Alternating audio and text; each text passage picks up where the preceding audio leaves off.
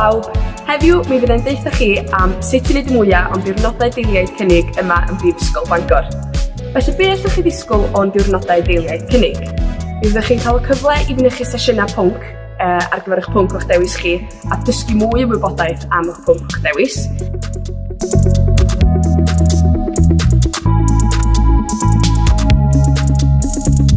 Mi fyddwch chi'n cael y cyfle i fynd i weld JMJ, sef ein neuadd ar gyfer myfyrwyr Cymraeg. Fyddwch chi hefyd yn cael y cyfle i fynychu cyflwyniadau am lety yma ym Mangor, am gyllid myfyrwyr a hefyd am fywyd myfyrwyr Cymraeg ym Mangor.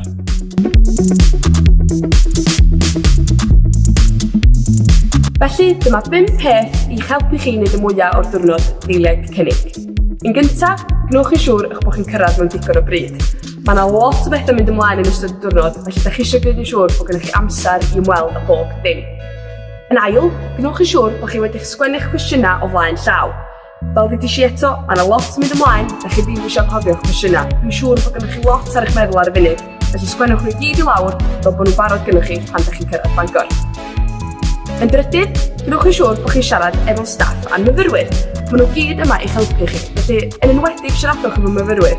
Maen nhw gyd i fod yn yr un sefyllfa ydych chi yn efo rwan, a nhw fydd y bobl gorau i ddeitha chi'n union sydd beth ydio i astudio a byw ym Mangor.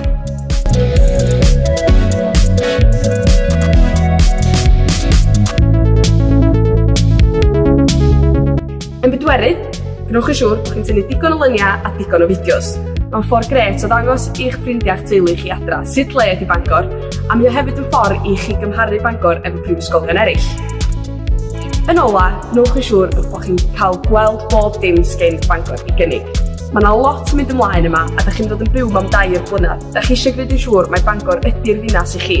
Felly gnewch yn siŵr cymwch y cyfle i weld bob dim sydd gan Bangor i gynnig.